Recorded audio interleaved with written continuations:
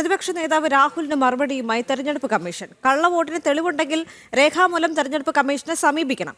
Vote ചോരി പ്രയോഗം വോട്ടർമാരുടെ സത്യസന്ധതയ്ക്ക് നേരെ നടത്തുന്ന ആക്രമണമെന്നും ഒരു വ്യക്തിക്ക് ഒരു വോട്ട് എന്ന നിയമം 1952 മുതൽ നിലവിലുണ്ട് എന്നും തെരഞ്ഞെടുപ്പ് കമ്മീഷൻ ചൂണ്ടിക്കാട്ടിയിട്ടുണ്ട്.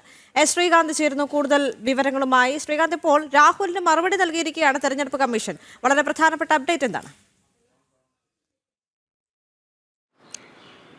ദേവിക, തെരഞ്ഞെടുപ്പ് കമ്മീഷൻ രാഹുൽ ഗാന്ധിയോട് വീണ്ടും ചോദിക്കുന്നത് ഒറ്റ കാര്യമാണ്. നിങ്ങളുടെ കയ്യിൽ തെളിവുണ്ടെങ്കിൽ അത് ഹാജരാക്കൂ, നടപടിയെടുക്കാൻ ഞങ്ങൾ തയ്യാറാണ്. ഇതാണ് തെരഞ്ഞെടുപ്പ് കമ്മീഷൻ ഇന്ത്യയുടെ പ്രതിപക്ഷ നേതാവിനോട് തുടർച്ചയായി ആവശ്യപ്പെടുന്നത്. ഏറ്റവും പ്രധാനപ്പെട്ട കാര്യം, കള്ളവോട്ടിന് തെളിവുണ്ടെങ്കിൽ രേഖാമൂലം അതിൻ്റെ തെളിവുകൾ സമർപ്പിക്കണം എന്നാണ് പറയുന്നത്. വോട്ട് ചോരി പ്രയോഗം വോട്ടർമാരുടെ സത്യസന്ധതയ്ക്ക് നേരെ നടത്തുന്ന ആക്രമണമാണ് എന്ന് പറയുന്നു. ഒരു വ്യക്തിക്ക് ഒരു വോട്ട് എന്ന നിയമം 1952 മുതൽ നിലവിലുണ്ടെന്ന് തെരഞ്ഞെടുപ്പ് കമ്മീഷൻ പറയുന്നു. തെറ്റിദ്ധാരണ ഉണ്ടാക്കുന്നത് അവസാനിപ്പിക്കണമെന്നും തെരഞ്ഞെടുപ്പ് കമ്മീഷൻ ചൂണ്ടിക്കാണിക്കുകയും ചെയ്യുന്നുണ്ട്. ഏറ്റവും പ്രധാനപ്പെട്ട കാര്യം ഇക്കാര്യത്തിൽ ചൂണ്ടിക്കാണിക്കേണ്ടത് രാഹുൽ ഗാന്ധിയുടെ നിലപാട്.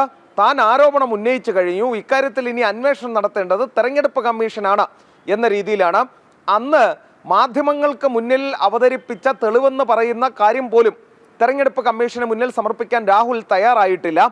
അതായത് രാഹുലിനെ വിശ്വസിച്ച് ഈ ആരോപണം ഏറ്റെടുത്ത ആളുകൾ നിലവിലിപ്പോൾ വിഡ്ഢികളായിരിക്കുന്നു എന്ന് വേണമെങ്കിൽ പറയാം. അവരെ സംബന്ധിച്ചിടത്തോളം ഇനി മുന്നോട്ട് എങ്ങനെ ന്യായീകരിക്കും എന്നുള്ളതാണ് ഇതിലെ ഏറ്റവും വലിയ പ്രതിസന്ധി. രാഹുൽ ഗാന്ധി അടിച്ചിട്ടോടുക എന്ന നടപടി വീണ്ടും പുറത്തെടുക്കുകയാണ് ചെയ്തത്. ഇത് വിശ്വസിച്ചിറങ്ങിയവർ നിലവിൽ മണ്ടന്മാരാകുന്ന സാഹചര്യവും ഉണ്ടായിരിക്കുന്നു. അദ്ദേഹം ഇനിയും തെളിവ് നൽകിയിട്ടില്ല. ശരി.